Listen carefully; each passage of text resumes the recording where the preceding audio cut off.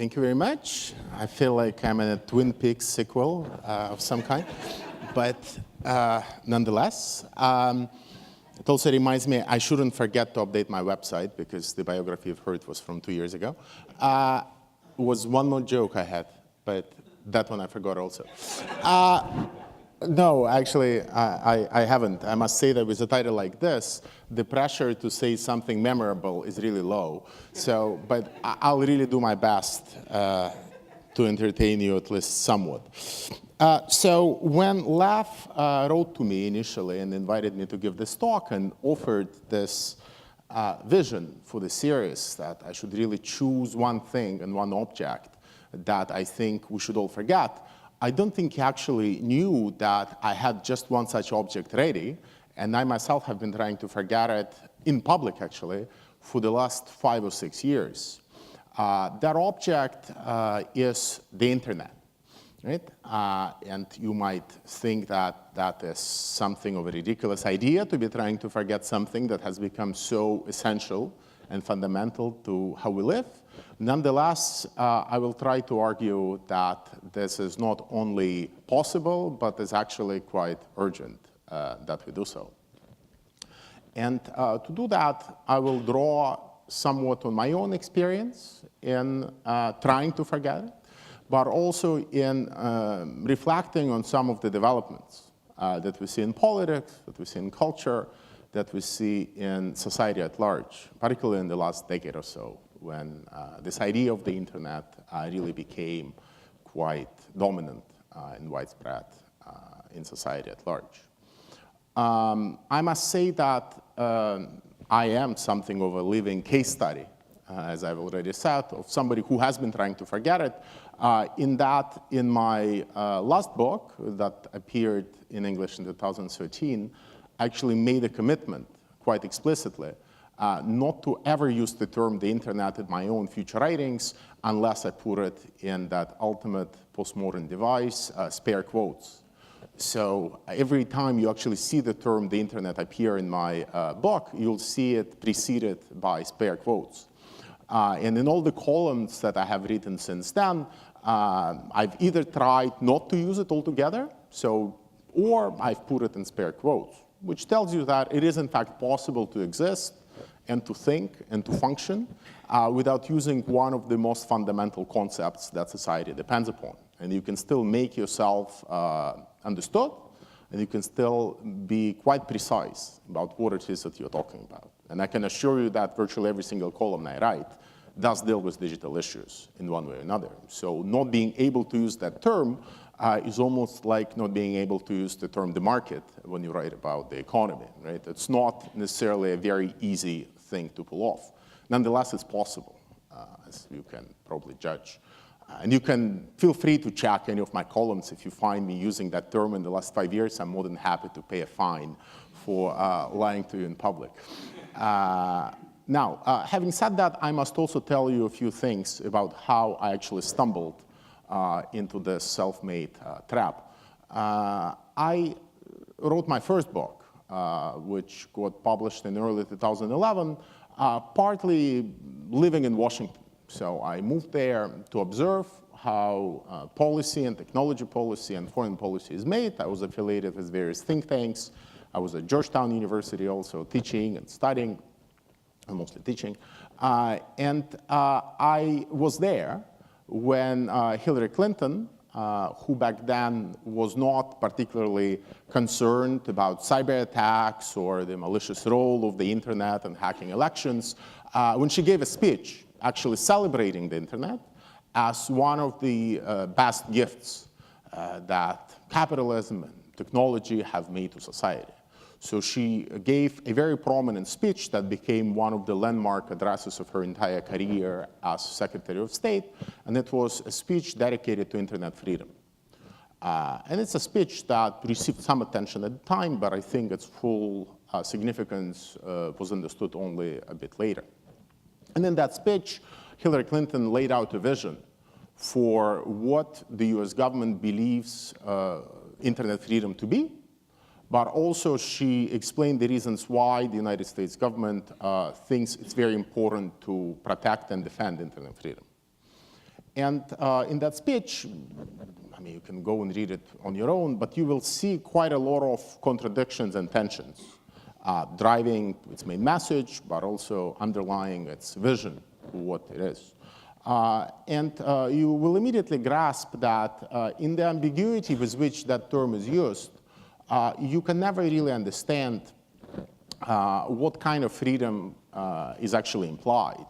Whether by internet freedom we mean freedom of the internet, so freedom of the internet meaning that government efforts to survey it, to censor it, to maybe engage in propaganda on it, to engage in cyber attacks on it, should be resisted, or whether what was meant was actually freedom via the internet. Right? So the idea that somehow as internet grows and penetrates all of societies and all of governments, it becomes impossible to control freedom of information. People start using various platforms that are on the internet to mobilize, and they eventually will overthrow their government.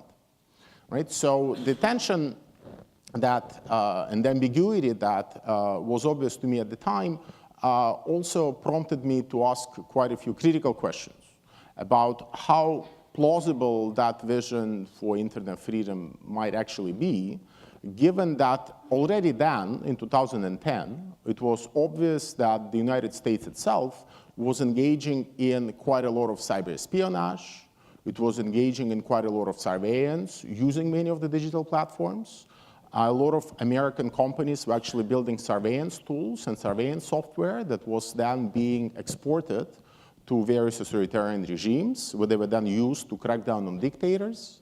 It was obvious that a lot of institutions of the US government were actually using various propaganda techniques online to spin various online forums and discussions in ideological directions favorable to the US government agenda. In other words, and I'm not even talking about cyber attacks, right, where it was also obvious that many institutions affiliated with the US government, or the CIA, or the intelligence community, were also actually launching cyber attacks in order to silence jihadists or silence any of the other opponents of the US state. So it became obvious to me that there was something rather fishy in that entire rhetoric, and that the vision of the internet was invoked to paper over and gloss over many of the rather nasty tactics that the US government itself was undertaking on the so-called internet, quote unquote, right? And in that sense, my first book had a subtitle, which I think few people understood what I actually meant by that subtitle at the time. And the subtitle was, the title was The Net Delusion, but the subtitle was The Dark Side of Internet Freedom. And in a lot of countries, when the book was translated, that freedom part was truncated, and the book itself was presented as the dark side of the internet. Right? So you immediately saw that conflation at work, because what was obvious to me was that a concept as ambiguous and hard to define as the internet did not really lend itself to a very easy conception of freedom. So to talk about internet freedom was something rather ambiguous, but it also set up a lot of traps for the policymakers, particularly policymakers in America, who started using that concept. Because in a sense, as they went on preaching about internet freedom, they were also undertaking all of those other nefarious activities I have described to you before. And it was just a matter of time that the revelations by first Chelsea Manning through WikiLeaks, but also later through Edward Snowden, revealed the ultimate hypocrisy of the so-called internet freedom agenda, and then also prompted a lot of foreign governments to actually start undertaking their own programs and their own initiatives to lessen their dependence on American platforms and American services, because they were seen as instruments of foreign power. But the fact that so many American policymakers, starting with the Secretary of State, banked so much goodwill and credibility on the idea of internet freedom, it also damaged them quite a bit, because for the nth time, it made them sound and look rather hypocritical. So armed with that insight, I moved on to try to understand what are some of the other examples, and what are some of the other areas where this rhetoric of the internet somehow penetrates a domain and hides and occludes certain real developments that were happening in that domain, while installing a certain rosy, optimistic picture of what was happening, but also how some of the internal contradictions of that domain could be overcome or could perhaps be resolved. And the more I started looking into it, the more it became obvious to me that there is something in this rhetoric of the internet that does help to resolve a lot of contradictions that have arisen in the world in the last 30 or 40 years. Whenever you look at the political situation, we saw more and more political movements that position themselves as being parties of the web, as being parties of the internet, and not just being parties of either the left or the right.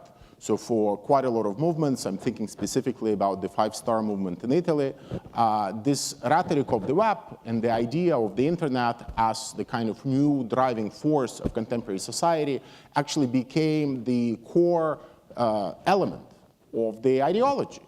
Having assumed that the left and the right projects have collapsed, they have started looking upon the internet as the new, if you will, organizing episteme of a new world where certain decisions with regards to social structure, certain decisions with regards to how societies, political parties, but also enterprises should organize themselves ought to be taken. Right? So, and it became quite clear to me that whatever contradictions were piling up in this new post-political era, if you will, the idea that one can appeal to the internet as a new source of both value in the normative sense, but also of tactics and methods to organize one's struggle, it became obvious to me that something was happening there, and it ought to be studied quite closely. So I myself have embarked on a rather lengthy project that is still not completely over. So having written 2 relatively popular books, having quite an interesting career in journalism and many newspapers, and also doing a lot of visiting scholarships and whatnot, I decided to go back to school and essentially get a PhD in the history of the internet, which, given that by then I already did not believe that such a concept actually was plausible or useful, it was an ultimate exercise in masochism of some kind. So having spent the last 6 years working on that history, my conviction is as strong as it ever was. However, I think my own view have become a little bit more complex than it was, I hope, back in 2012 when I was still embarking on that project. In that, to speak of the internet and its history and to also forget it can mean quite a lot of different things, right? There is clearly something there that is hard, that is material, that is actually just a protocol, right? Based on which data circulates through networks, right? So that is what a lot of engineers would tell you the internet is. They will point into various technical terms. They'll invoke terms like TCP/IP and many others. And for them, that is the internet, and there is nothing else there. It's just a network with certain parameters and certain characteristics. When you, of course, abstract from that community of engineers and computer scientists, what it is that you're dealing with becomes immediately ambiguous and quite uncertain. In that it's obvious that an idea such as the internet became as popular as it did in the 1990s, in part because a lot of other concepts and a lot of other ideas have done a lot of preparatory work, so to say. And I don't need to name all of them, but you'd probably remember that for quite a lot of time in the 1980s and 1990s, we did use many other familiar related concepts. We used to talk about cyberspace. Right? We used to talk about virtual reality. We used to talk about the noosphere, right? Which then had its own roots in liberation theology and Teilhard de Chardin, and there were many other influences on an idea like the noosphere, the society of the mind. Right? Was one way to talk about it. But then there were terms that one wouldn't even associate directly with the internet, but that clearly informed the imaginary, if you will, of society and how we thought about the internet. Ideas and concepts like the global village, for example, right? Which do have, thanks to Marshall McLuhan, a Canadian connotation as well. They clearly help to shape a certain vision for what the internet was, but also for what it could be.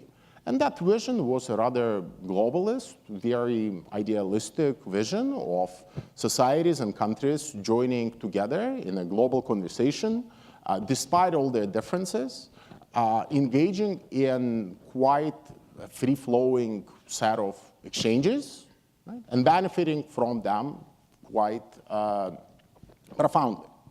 Right? So as I started digging in that conceptual garden, if you will, I started finding many other interesting connections between those terms, between different movements that promoted them.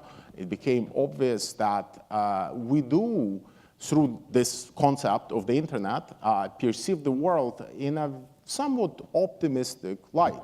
Right? And that was partly also the subject of my first book. Right? The reason why it was called The Net Delusion was partly to show how a lot of our prior experiences with technologies, and particularly the experiences of many people in power, right? People especially who have just experienced the collapse of communism, who have seen the Cold War end, those experiences have profoundly shaped the kind of expectations that many of them have put on this new latest technologies of telecommunications, of which the internet was one, but there were clearly many others. For example, I discovered that a lot of people in Washington believed that they won the Cold War partly because they managed to smuggle a lot of telecommunications equipment from Xerox machines to fax machines to many other devices to the Soviet Union.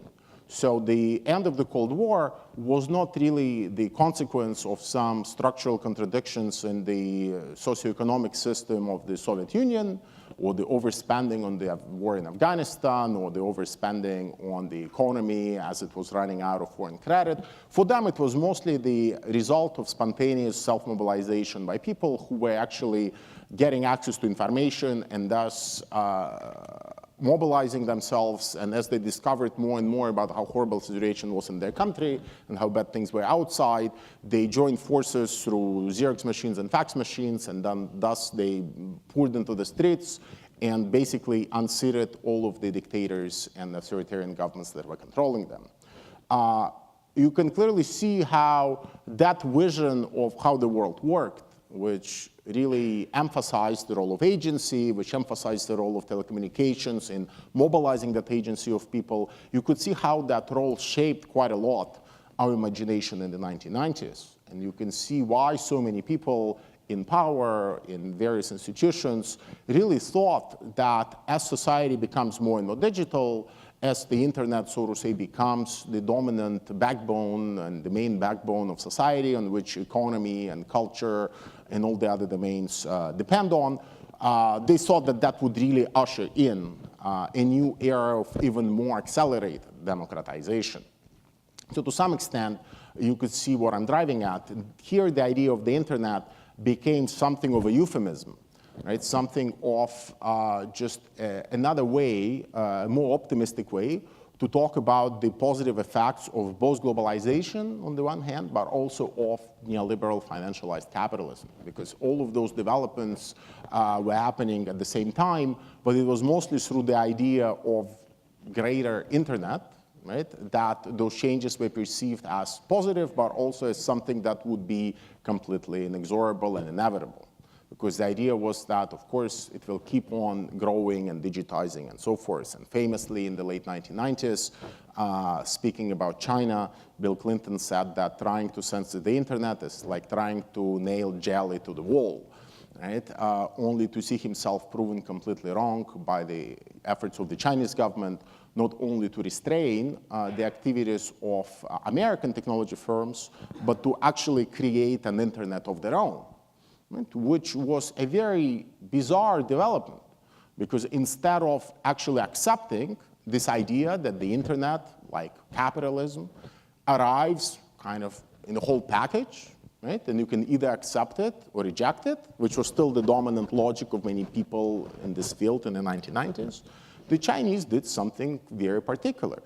Not only did they reject the idea that capitalism could not have Chinese characteristics, or communism, depending on how you evaluate the current situation in China. They also rejected the idea that the internet cannot have its own particular characteristics. Right? And the idea that you can somehow deviate from what everybody else believes the internet to be and develop your own mini-internet, that, of course, would not be new to anybody who actually looked at how networks function in the 1970s, but it seemed so new to many of us in 2000s, right? A decade ago, so that really seemed something that was quite new, and perhaps Chinese would just fail. You can't imagine how many people a decade ago were writing editorials and opinion pieces saying that the Chinese, by controlling the internet, are about to cut themselves off from the global economy. They will be shooting themselves in the foot by banning Google and Facebook from operating in their countries.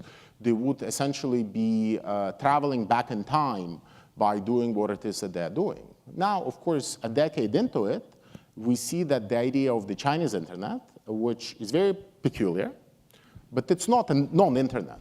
Right? They have search, they have social networks, they have payment systems, they have chats. All of those, of course, are provided in a very different model from the one that most of us in Western Europe and North America depend on, but nonetheless, they get it. Right? And they are the only country at this point that has its own domestic internet industry that not only competes, but actually rivals that of the United States. Right? Their technology companies, Alibaba, Tencent, Baidu, JD.com, they are roughly of the same size as the likes of Google, Facebook, and Microsoft. And at 10 or 15 years into the experiment, you can see that the idea of the Chinese internet is not only still with us, it's actually perhaps more robust than the idea of the global internet that everybody was warning China not to accept. The reason why I'm giving you this example is that if you actually go and dig a little bit deeper into the history of what was happening in the 1960s and 1970s, you see that a lot of countries were quite concerned about what was happening with the growing dependence of their economies on foreign technology companies and providers. And because they understood that computerization and digitization of their economies also meant that ultimately they will become dependent on the services of companies that they do not control, and they will become dependent on other countries. And that became very obvious for a lot of countries in the developing world, the so-called non-aligned bloc, or the Group of 77, which tried to build what was then known as New World and Information Communication Order, which was basically an effort at the level of the United Nations to resist this idea that information should flow freely across borders in a way that these countries wouldn't have any defense against the efforts of foreign, mostly American companies, to come in and extract whatever data they were producing and send it somewhere else, or offer the services domestically so that the domestic industry wouldn't be able to grow. Surprisingly, Canada was actually in the avant-garde of this fight, where the Science Council kept publishing report after report advocating for something that back then was called technological sovereignty, where the idea was that actually, if you do not control your own technology industry, and if you do not control your networks, and if you don't control your data banks, you will end up completely losing control of them, and you'll end up depending on the American firms.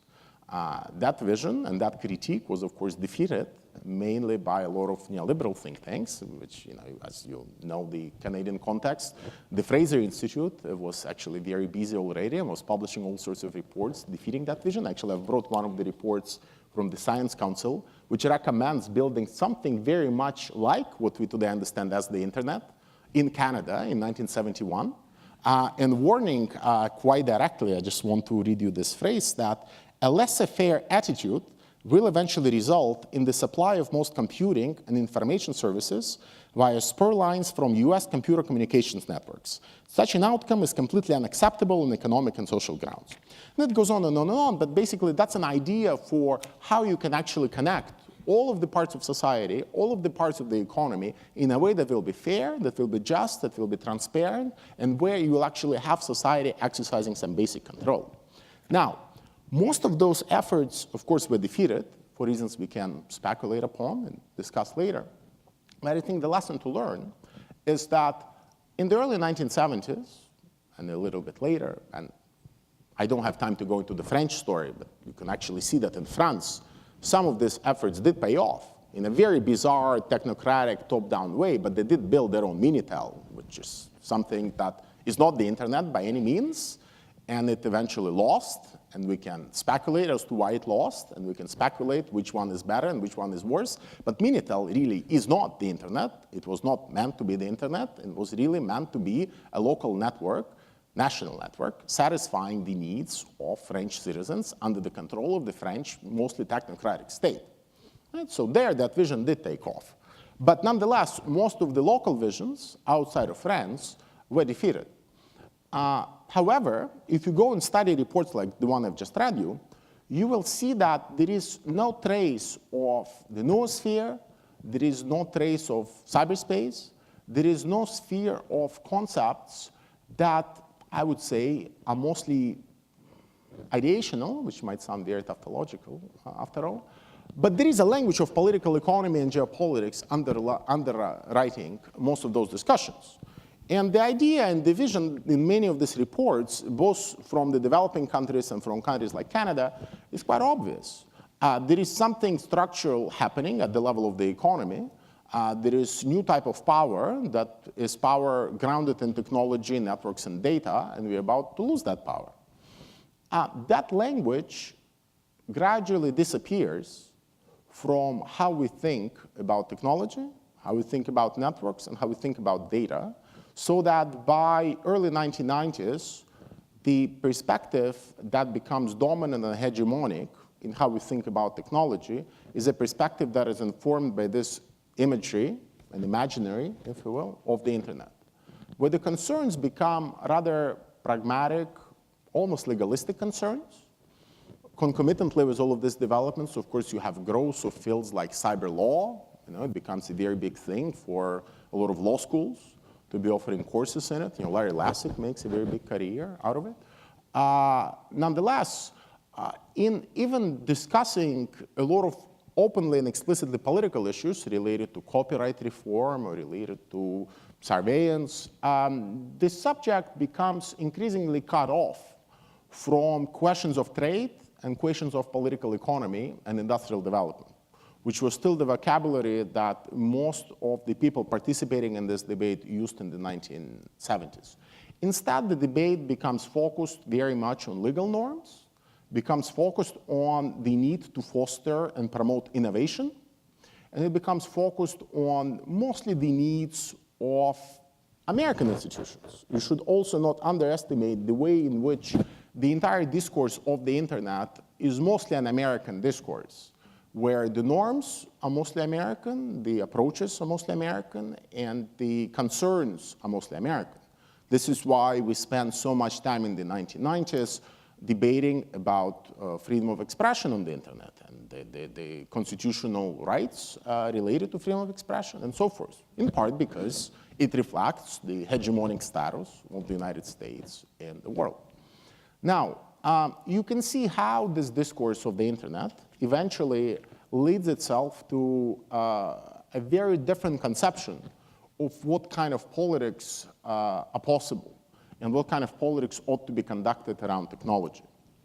And this brings me to the substance, actually, what I wanted to say, which is that this imaginary of the internet, it also shapes quite a bit about the kinds of struggles that we engage in. So if you, for example, look at the struggles that will be happening in the next 12 months, I can assure you, over net neutrality in the United States, you can see how in the very name of the concept, net neutrality, you already have the concept of the internet embedded right there.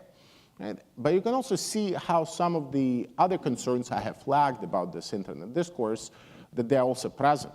The idea behind net neutrality, in some sense, is quite evident and simple and does not need much justification. It's the idea that operators of networks should not discriminate against different types of content that derive from different activities that people pursue as they use those platforms, right? So it should not matter who I am when I access a certain resource. It should also not matter what kind of resource I access, whether I am watching a highly educational film or whether I'm downloading pornography. I should be doing it at the same speed.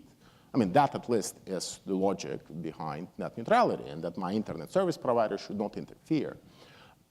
If you look closely at this political fight and at the concept that informs it, you can see that already in it there are certain specific assumptions about how the world works. Right? The implicit assumption number one is that telecommunications is probably by default privatized. So it's already in the hands of private companies who are just going to manage it. And all we can do is not question the political economy of ownership of our telecommunications or the ownership of data that it generates, but all we can question are the kind of deviations from ideal behavior that we would like to foster. So with that in mind, we would impose rules on what these companies can and cannot do, but we are not going to debate alternative ways to organize society and organize telecommunications. Right? So that is clearly something that is left unconscious and unsaid in this concept. The second problem is that for a lot of people who would associate themselves with progressive forces that would mostly be on the left, net neutrality becomes a rallying cry. It becomes something that they support and would like to promote and endorse. But they do it for a very interesting set of reasons. It's no longer because they would like to create a society that is just, that is based on solidarity, that is based on respect. Mostly it's because they are convinced that net neutrality is the best way to foster innovation. And this is how we are going to create more and better apps, and this is how we're going to restrain the power of so-called incumbent providers of telecommunication services in limiting what and cannot be done with those networks. Because a lot of those people come somewhat traumatized by telecommunications history, so they think that AT&T banning people from inserting their devices into the phone network was the worst possible thing that could have happened to mankind and really slow down the arrival of the internet by a few decades. So in order to avoid that, their plan really is to focus on ways in which they can limit and tame the power of the service operators.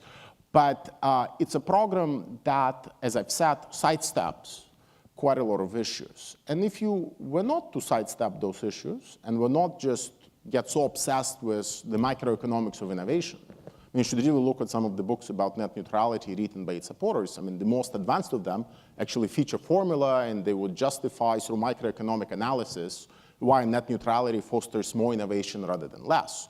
So it's a very scientific even, type of approach.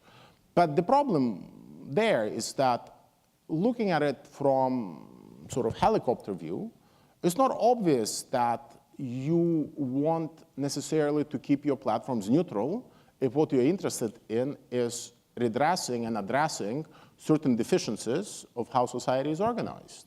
Right? We do not have a neutral tax system. Right? We have quite a lot of unequal and unneutral mechanisms through which power is policed and power is exercised.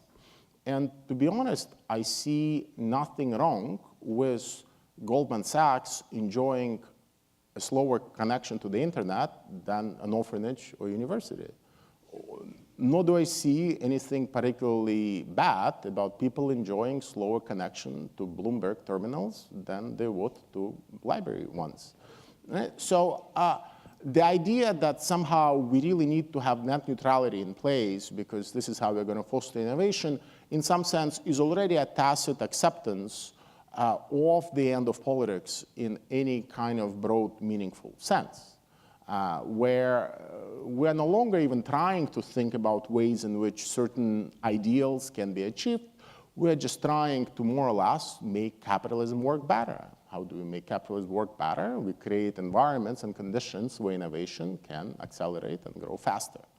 Right? So in that sense, you can see how here this idea of the internet and the idea that we need to keep it neutral itself accelerates certain rather dangerous trends in how society, particularly many forces in society on the left or on the progressive side, how they think and conceive of the world. I'll give you one more example of how this imaginary associated with the internet informs the world. So if you look at some of those related concepts, many of them clearly dropped out of use. I mean, so the noosphere, I mean, unless you're really into this field, unless you're studying the Earth systems or something along those lines, or theology, you would hardly encounter it. Cyberspace, for example, has a somewhat different fate in that in the popular discourse, the only people who still use that term are mostly politicians who are ignorant and try to scare the voters. So, now I spend a lot of time in Spain, and every day you can open a newspaper and you will see politicians of the ruling parties saying that we are being attacked from cyberspace. You have this evil Russian hackers who, by means of cyberspace, are penetrating our networks and wreaking havoc on our systems and whatnot. So the cyberspace is kind of how people who do not actually use digital technology talk about it. Right? So it's a discourse of the internet. But there is another use of that term which has a far more profound effect. And that use, just like the term cyberspace in itself, relies quite heavily on the existence of the internet to begin with.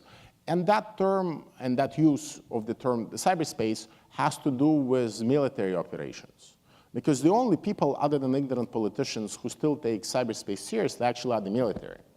And it's the Pentagon, which have jumped upon that term to demand even more authority for themselves because they've managed to use that vocabulary and that rhetoric to convince those ignorant politicians that now we have a new domain of warfare. So in addition to water, in addition to air, in addition to earth, where we have the Air Force, we have ground forces, now we also have cyberspace. So we need cyber command. So we need to invest billions into expanding cyber operations, survey and monitor everything, and put even more and more resources into building cyber capacity. So essentially now you have institutions like NATO that have their own cyber command center, and all they do is pour billions and billions of dollars into monitoring our telecommunications because cyberspace is now a field of military operations. Right? In that sense, and those are serious people, right? They write strategies. You can observe people in military uniforms having entire conferences where they're operating with concepts that in late 1980s, early 1990s, were only used by people who took too much LSD. That was the dominant crowd of people who were talking about cyberspace. And even they no longer talk about it because they moved on to maybe powerful drugs or maybe less powerful. Now they're all into microdosing, apparently.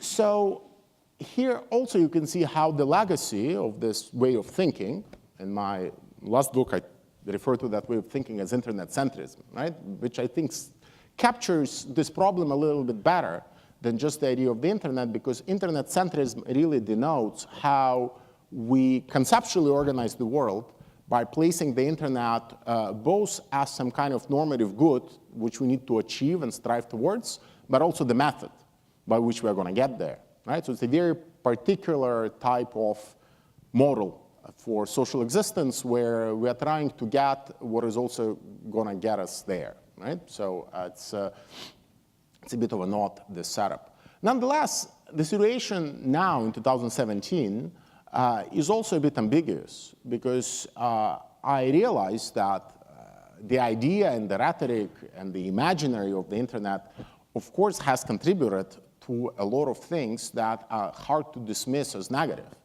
So we've had a lot of movements get mobilized because they wanted to defend the internet. We had a lot of protests, even I would acknowledge in the Middle East during the Arab Spring, who did want to model their revolution on the internet. So if you listen to one of the people who became the figurehead for this revolution, Wael Ghonim, this prominent Egyptian blogger at the time working for Google, who created a number of Facebook groups that helped to mobilize crowds against Mubarak. Now, of course, he claims he became much more mature and he no longer believes in anything he believed in 2010, 2011.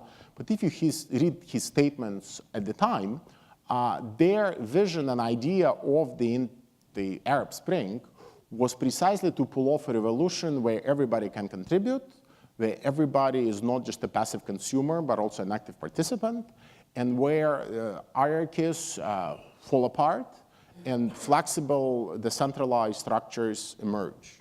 Right? And for them, that, of course, was the vision associated with the internet. And here, of course, you can see how our reading of the internet history lends itself to also a prescriptive program for the future. And depending on what kind of history of the internet you're going to come up with, will also determine what kind of future and what kind of struggles you are going to come up with for the time ahead. So the battles over net neutrality, for all of their rather misconceived conception of political life, they have been quite useful, at least to me, to illustrate how for both the left and right, at least in the United States, the internet has a very different history, depending on where you look. And based on that history, they will also tell you what it is that's to be done. So for a lot of people on the left, the internet is primarily the creature of really rational, future-oriented bureaucrats sitting in National Science Foundation and give it out grants to universities so that universities can pursue basic science. Right? That would be your kind of social democratic, at this point, member of the Democratic Party in the United States, fighting for net neutrality. They will tell you that the government has always been involved, and it has been involved in this innovation, creating, stimulating capacity. And that's why government needs to stay involved, because this is how we're going to achieve a fantastic future. Of course, that vision always ignores that the primary rationale by which these bureaucrats gave money to all those universities was to create the most powerful military machine and surveillance machine and essentially win the Cold War. So there are quite a few skeletons in the closets, including those connected to imperialism and whatnot, that are going to come out once you actually start examining the archives of those nice rational bureaucrats sitting not just in the National Science Foundation, but also in the Air Force and other institutions of the Army. But that's often ignored. But if you look at the more neoliberal, kind of market-friendly conservative side, who make their own arguments opposing net neutrality, their reading of the internet history is also quite particular, because for them, the internet was started as Steve Jobs took off his shoes, became barefoot, and started taking LSD and locked himself up in some proverbial garage to invent the first Apple computer. Right? That, of course, is an overstatement, but by and large, that's the myth of the entrepreneur as the primary driver of the internet and its development. So, of course, if you go and fish for facts in history, you will discover quite a lot of facts that will, in fact, confirm that that is the right hypothesis. You'll find a lot of entrepreneurs and venture capitalists. All, of course, of them are embedded into the same network of patronage connected to the military and the Pentagon and the rationale for winning the Cold War. That, of course, is also ignored. But the idea is that, yes, it was the entrepreneurial spirit, creativity unleashed from government. Right? So for those people, the key moment in 1990s is not 1992 or 1993, where funded by public money at CERN, a big center in Switzerland, Tim Berners-Lee invents the World Wide Web, which of course was a publicly funded project. No, for them, the key development is 1995, 1996, when National Science Foundation renounces its ownership and control over the internet, and it becomes the fiefdom of corporations. And this is what really accelerated the development. This is what gave us Yahoo and Google and Facebook and all the rest of it. It was precisely that withdrawal of government support. And you can see that those are two, arguably three visions, if you incorporate the actual military imperialistic content into the story. You'll see that those are three very difficult histories to reconcile. And that eventually, I don't think that they are actually reconcilable in the conceptual landscape that presumes the internet to be something of which a history can be written. Because that history will never be written to the satisfaction of any of those groups. Right? At the same time, you can clearly see how the future also depends on this reading of history, because ultimately, if you think that the best thing that ever happened to the internet was government withdrawal, you will now be cheering and celebrating the end of net neutrality in the United States. And we'll be insisting that the government does not interfere in any other related areas. So ownership of data, that's not of government's business, it's not of citizens' business, it's better tackled by the market in our identity as sovereign consumers. Right? That would be one reading of how you actually will interpret the future. Another one would be to say, no, if the government was so fundamental, we really need to set government involved in everything, and the government should really own the data, develop the data, build AI, and so forth. There is no third way. Usually I would actually be quite happy about the third way missing.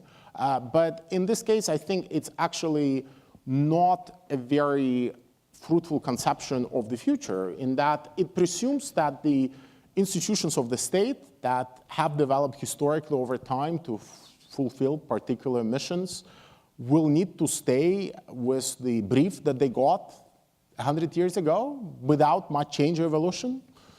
And it also presumes, on the other hand, that somehow capitalism will keep on developing and become rational and will itself limit the damage that it causes in the process of its own self-development, which of course historically has never been the case, and it always needed some outside in order to come in and absorb those contradictions. Right? So none of those visions to me sound plausible and realistic, but nonetheless, an alternative path, an alternative way forward, I would argue, would not necessarily require us to keep on digging into the archives in order to find the actual first use of the term the internet or cyberspace or all of that, in order to tell a more truthful story, a more truthful representation of what the internet is or was and what it's meant to be and what its future should be, but it will actually require probably an effort to go back to an earlier way of talking about technology, which, as I pointed out to you, you actually had here in Canada, partly thanks to reports like this. That would mean that we have to bring issues related to trade, global trade especially, back on the agenda. We'll need to bring on questions of political economy back to the agenda. We'll need to start thinking a little bit better about corporations as political actors and technology corporations as not just digital equivalents of Human Rights Watch and Amnesty International, but as actual powerful commercial players with their own agendas and their own lobbyists and their own needs.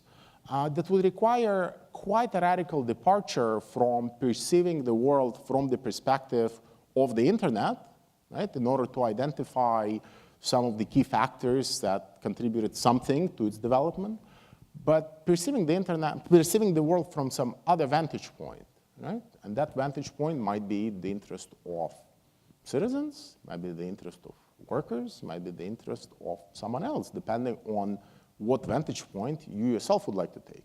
But I would argue that such a shift in perspective would still allow us to actually develop a set of responses to some of the problems that are now popping up.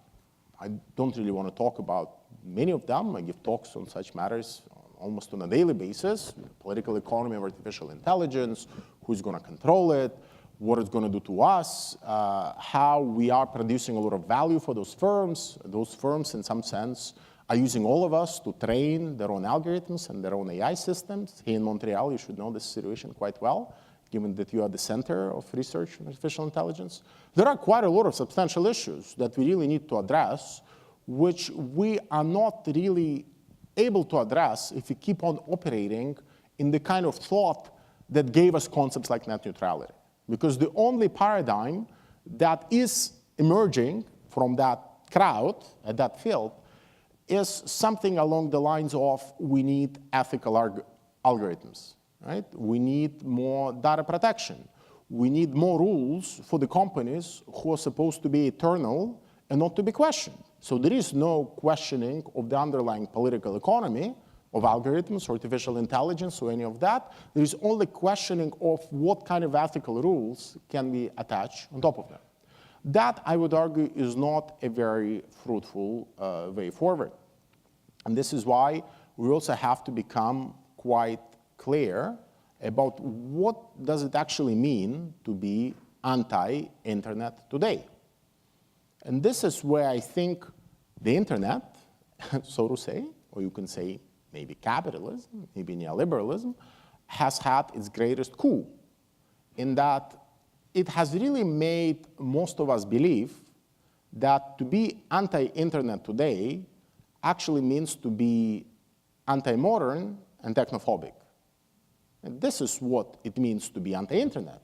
If you open any newspaper or listen to any popular program on TV, this is what is meant when they say that he is against the internet. While on this alternative post-internet conception that I have tried to outline today, to be anti-internet means something very different. This report, which suggests, I haven't read the name of it, but the name of the report is a Trans-Canada Computer Communications Network. It does not seem to be anti-modern. In fact, it's hyper-modern. It wants to build networks. It wants to interconnect everything. It's also not technophobic.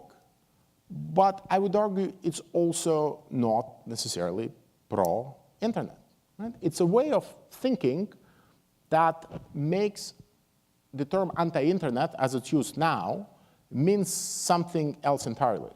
So on the conception that would draw on reports like this one, to be anti-internet might mean to be anti-imperialism, might mean to be anti-capitalism, it might mean to be anti-neoliberalism, it might mean to be anti-something else, but that something has very little to do with either modernity or technology as such. Right? And this is where I think, in some sense, the very concept and idea of the internet is doing quite a lot of free work, and especially free publicity and lobbying work for many companies in Silicon Valley and outside. Because it almost disarms us of the conceptual apparatus to think of those firms as firms and not as some benevolent builders of this greatest infrastructure of humanity that's going to create a global village. Right? And it's by closing that route to depriving us of this conceptual apparatus that I think an alternative politics can be built. And so the real goal here, I think, should be to try to move away from this idea that to be anti-internet, you must also be anti-modern and anti-technological, to a very different field where we will, in fact, forget the idea of the internet, because I just do not think that we will be able to win that fight and reestablish this more political approach that would have teeth to fight against this big tech industry, essentially, in a way that recognizes them for what they are, which are powerful political actors with a lot of lobbyists, a lot of power, and a lot of interests that might generate a lot of short-term welfare benefits for a lot of us, because we're getting to use all of the services for free. They're very slick, they save us time, but the long-term costs of that dependence and reliance might end up quite heavy. Right? In that sense, we are at a point where we might have been, where we were lucky to be consuming cheap energies, thinking that it will give us fast economic growth, only to discover that eventually it will come to haunt us. Right? We might be at a similar point with data and AI, and similar technologies. But here I think we really need to develop a more robust way of thinking, which would be very hard if we stick to the idea and the notion and the conceptual vocabulary of the internet. The positive side, and this is where I'm drawing to an end, the positive side is that the changes that have happened at the actual technological level, at the structural level in the last decade, suggest to me that the idea of the internet is less prevalent than it used to be.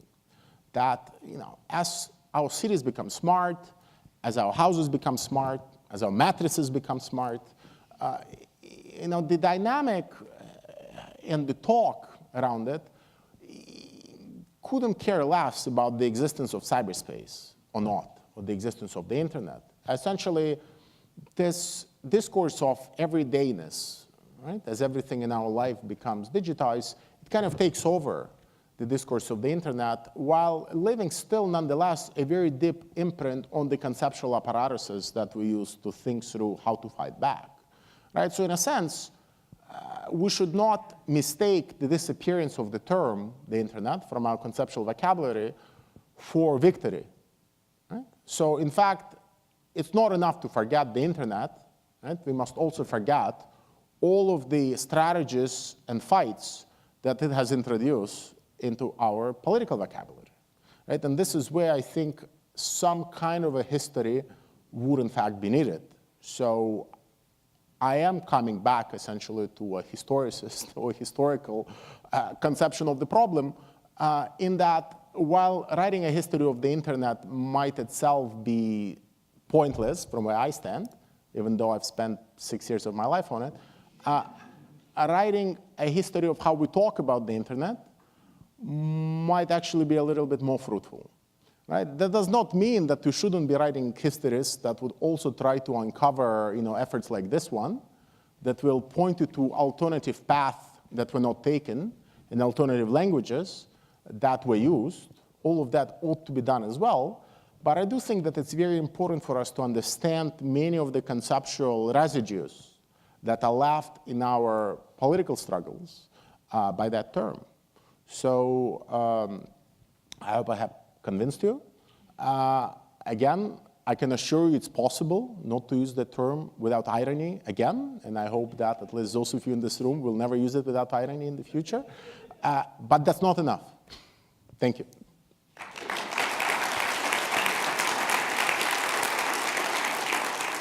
Thanks for the talk. I guess in terms of, I'd like to hear a little more about your sort of concretely sort of what it would look like to get out of this quote unquote internet framework that you're talking about. I guess what comes to mind is ownership. Like why Facebook and Google, why do they have to be private corporations? Why couldn't we nationalize or internationalize Facebook or Google? I'm just wondering if you have any thoughts about what that might look like or alternative ownership structures. More specifically, well, again, we should not, I think, confuse the struggles. So there is more of an intellectual struggle in order to orient ourselves better in the terrain that we are in. And this is where, I think there is a lot of work to be done in trying to unmask movements that claim to be of the left as not necessarily being entirely of the left. For example, I do not think that many of the people defending net neutrality through the perspective of cyber law and the kind of traditional cyber law developed in North America actually have a robust conception of what it means to be on the left. So, and I think that if they were to do that, they would need to then go back and reflect on many things unconnected to the internet. They'll have to reflect on the role of law in economics and legal curricula, and many other things. It's a complex fight. So that's more of an intellectual work. But there is practical work to be done, which you can argue does not require that vocabulary. So you can just sidestep this short circuit, if you will. Short circuit? No, shortcut, maybe, rather than short circuit. The path, and essentially say that, okay, let's just talk about ownership. So let's try to understand why on earth,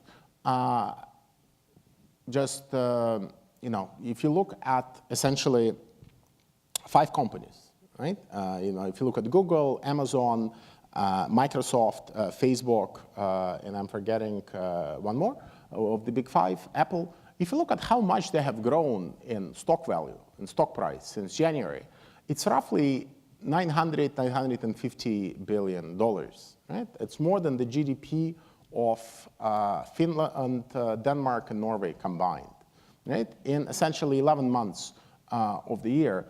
And a lot of people got rich, right? Fine, you can say just stock appreciation, it's not real money, it's not dividends, it's just speculation on stock markets, but it's quite a lot of money, right? So you have a new class of people who suddenly became super rich. Jeff Bezos became the richest man on earth in the last months because Amazon's stock went through the roof. We have to understand where that value comes from, right? And we don't know.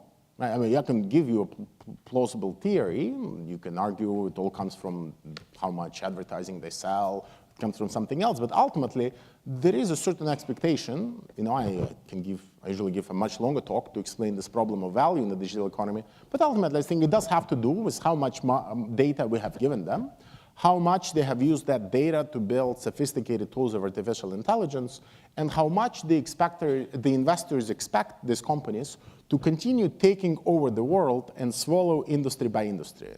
So, Amazon can go and swallow Whole Foods, Uber can go and swallow all of the taxi companies that exist in the world. WeWork can go and swallow all of the co-working spaces.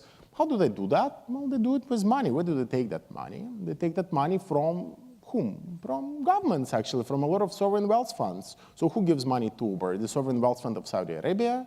Who gives money to a lot of other startups in Silicon Valley? Sovereign wealth fund of Singapore. Who invests in the stocks of those firms? Sovereign wealth fund of Norway. I'm not even talking about Canadian pension funds. But anyway, that is ultimately the last hope, right, that capitalism at this point has for how you can rekindle growth, right, in the economy. So you have these firms who cannot invest in anything else because what else is going to give you returns the way Uber can? I mean, Uber has been losing $3 billion every year, but the investors are still convinced that once it swallows the entire taxi industry, it will really generate returns that are going to pay off all this money invested in Uber. So the idea was the tech firms and the role that they play in contemporary capitalism can only be understood if you have a much more complex picture that starts with where does the money come from, why is the money is not investing into other types of assets, what role does that then play in allowing these companies to acquire monopoly status globally and keep on losing money. I mean, people don't understand that the reason why Uber is losing money is because that's the only way for them to destroy the competition. Because then they can really offer their services at cost below everybody else. And with pockets that are filled with the money coming from Saudi Arabia, they can do it for a very long time, especially if they keep those billionaires in that hotel for another month. You know, they'll have another 10 billion to invest in Uber.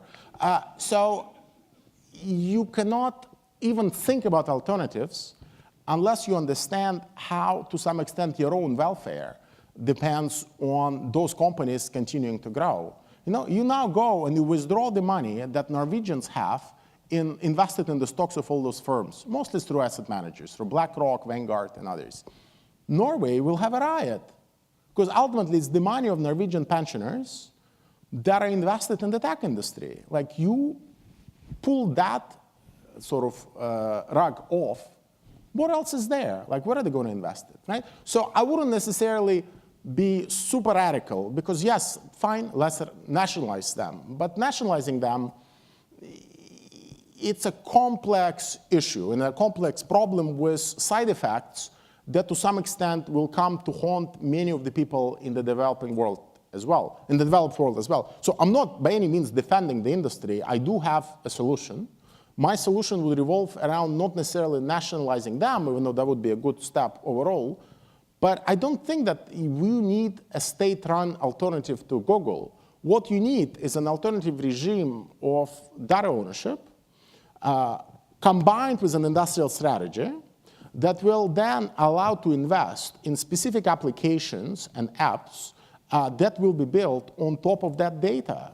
So you would actually be able to encourage the development of apps by people locally who can go and create their own local Uber that will then operate in the neighborhood of their city, and they will receive a grant from the government to do that, and they will do it very well, instead of building another app that will help people collect, I don't know, dog shit on the streets of Montreal, of which I'm sure there are many. Because this is where most of the innovation goes when the main gateways to innovation are controlled by a bunch of big firms, right? Nobody is building a self-driving car and then submitting it as an app to Google Store, right? Nobody's be that mad, because that really is a capital-intensive project.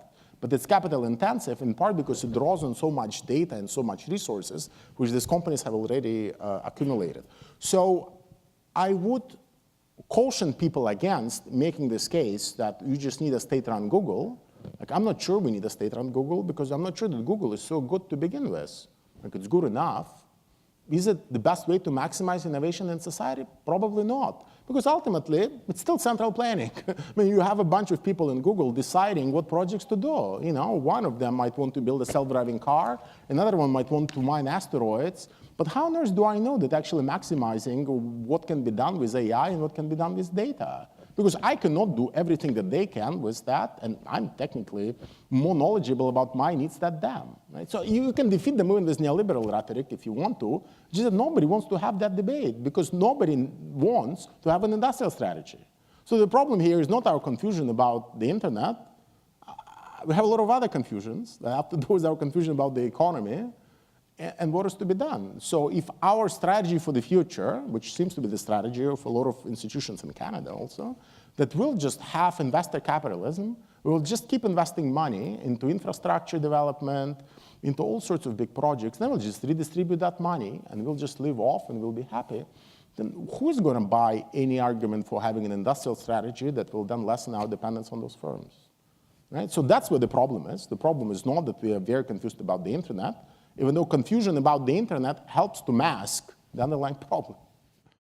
I used to follow you years ago on Twitter, and I remember when you stopped using Twitter and you sort of announced that you had to sort of lock your computer into a safe, Wow. Okay. right? And you were trying to like wrench it open. I remember this Now I very just well. lock myself into the safe. So I still spend a significant number of my waking hours on Twitter. I miss you. And I'm wondering if you can But I'm on talk Twitter. about... I don't know, maybe you stopped following me. I'm there, I'm tweeting. Yeah, but like, not you know. as much. And No, the real trick is not the safe. The real trick is getting married. no, see, this is... Everyone tells me this, but never mind. So did your worldview, your attention span, your way of living your life change when you sort of, not only because you got married, that's a cop-out, but when you sort of stopped using Twitter as frequently as you did things change for you, and how? Okay, so that now it gets me into tricky territory, because in a sense, I mean, I do conceive of technology firms as being in the business of what I call data extractivism.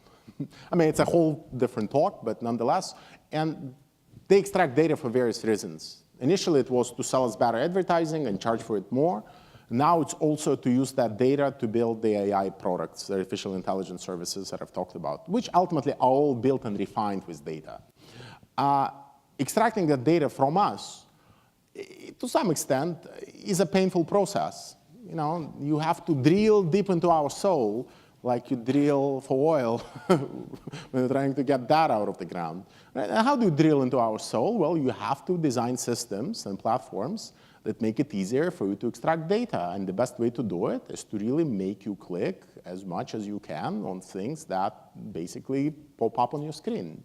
So for that reason, technology companies hire a lot of anthropologists, designers, creative people to be able to tell them how our psyche works and how you can actually design a better button that will result in a higher click per minute rate than another one. So there is an implicit, an explicit kind of way of hijacking our minds, which has nothing to do with some inherent features of the internet, you know, this debate about Google making us stupid, and there is something about the internet that makes us dumb. I mean, I can build you a very different internet that will not hire, you know, hundreds of PhDs in anthropology to design buttons that are gonna make us click on things without end. I mean, it's not a feature of the internet, quote unquote, it's a feature of the particular advertising and data extractivist business model adopted by those firms. So, getting to your actual question, you know, there are several ways you can address that. One is that you can go for the kind of neoliberal solution and buy yourself a safe, which is what I've done, where you can forcefully separate yourself from these efforts to hijack your mind by essentially hiding your Wi-Fi router in the safe. Or you can engage in political struggles and try to break down those companies. And if you do, good luck. I mean, I entertain myself by saying that I do both. But ultimately, you know, did I feel better? Yes. I mean, now those moments are rare because I don't really need to use the safe. I just have so little time that the idea that I can be spending it on Twitter is something of a, you know, I wish I had that moment as I had, you know, 7 years ago. But nonetheless, yes, I think all of you who go on holidays and don't use the internet, if that ever happens, and here I also meant to say quote unquote, you would know that you start having different thoughts, but to me it's normal, you know, if I was sitting in a room where there is noisy music playing and there is more and more noise coming, I would like to turn it off, right? It's not, I don't see it as something that deserves a longer explanation, to be honest. I mean, there are valid questions to be asked as to whether Twitter would look differently if it wasn't addictive, and we can debate whether you would like some kind of intellectual version of Twitter where you only get a digest of what people tweet, or you just get 5 tweets. I mean, I think, there is possibly. At some point, I've also experimented with tools where I would tweet by email, So there are tools where you can just send your tweet by email and never open Twitter. And then never actually look at what people do with the tweets you send. So in which sense, it's very transactional. To what extent it makes you think better? Like, I don't know. Probably does. But anyway, I would encourage you to partake in the second option. So fight the political fight and don't let the safe industry grow and develop into big safe. Thank you very, very much. Thank you. Thank you.